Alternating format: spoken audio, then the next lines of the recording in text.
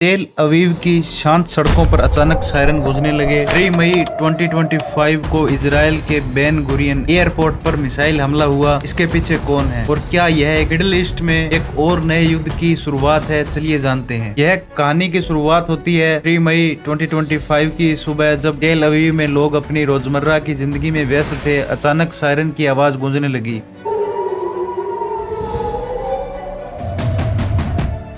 Ben Gurion airport के पास अचानक missile गिरी। धमाके से धुएं का गुब्बार उठा। पूरी सिटी में दहशत फैल गई। यह हमला हुतियों ने किया था। यमन का एक समूह है, विद्रोह करके ईरान के समर्थन में काम करता है। हमले में कोई हताहत नहीं हुआ, लेकिन एयरपोर्ट को तुरंत बंद करना पड़ा। हुतियों ने दावा किया कि यह एक ड्रोन हमला था, जिसका मकसद इजराइल को गाजा में चल रही जंग के लिए सबक सिखाना था। हुती, जिन्हें अंसार अल्लाह भी कहा जाता है, यमन का एक शिया विद्रोही समूह है। 2014 से हुतियों ने यमन की राजधानी सना पर कब्जा कर रखा है और वे सऊदी अरब के नेतृत्व वाले गठबंधन के खिलाफ लड़ रहे हैं। लेकिन हुतियों का सबसे बड़ा समर्थन ईरान से मिलता है। ईरान उन्हें हथियार, ड्रोन और मिसाइल सप्लाई करता है। हुतियों का इजराइल से कोई सीधा विवाद नहीं था, लेकिन 7 अक्टूबर 2023 को हमास के हमले के बाद से हुतियों ने इजराइल के खिलाफ कई हमले किए। वे इसे फिलिस्तीन का समर्थन बताते हैं, लेकिन इजराइल का मानना है कि यह ईरान की साजिश है। 2023 से अब तक हुतियों ने इजराइल पर 200 से ज्यादा ड्रोन और मिसाइल हमले किए। इजराइल और ईरान की दुश्मनी की वजह 1979 की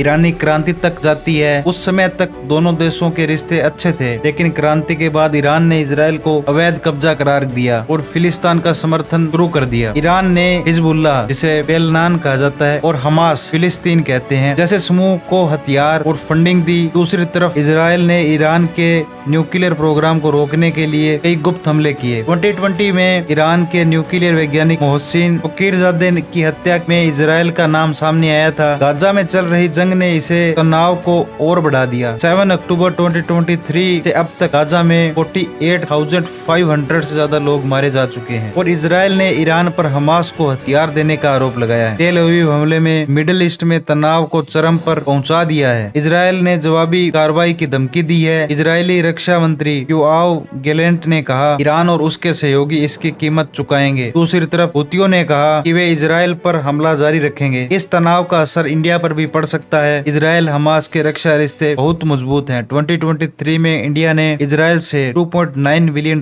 के हथियार खरीदे थे, लेकिन भारत का ईरान से भी तेल का आयात और अब्राह पोर्ट प्रोजेक्ट जुड़ा हुआ है। अगर मिडिल ईस्ट में युद्ध स्टार्ट होता है तो भारत को तेल की कीमतें और सप्लाई चेन में बड़ा नुकसान हो सकता है। क्या यह हमला मिडिल ईस्ट में एक और बड़े युद्ध की शुरुआत है? कई विशेषज्ञों का मानना है कि अगर इजराइल और ईरान के बीच सीधा युद्ध स्टार्ट हुआ तो इसमें सऊदी अरब, अमेरिका और रूस जैसे देश शामिल हो सकते हैं। 2023 में अमेरिका ने इजराइल को $3.8 बिलियन की सैन्य मदद की थी, जबकि रूस और चीन ने ईरान का समर्थन किया था। वर्ल्ड बैंक ने चेतावनी दी है कि मिडिल ईस्ट के युद्ध से वैश्विक तेल की कीमतें $100 प्रति बैरल तक जा सकती है। इंडिया जैसे देश के लिए यह एक बहुत बड़ा झटका है। सवाल यह है कि क्या तनाव थमेगा? क्या मिडिल ईस्ट एक नई जंग की आग में जलने वाला है? धन्यवाद।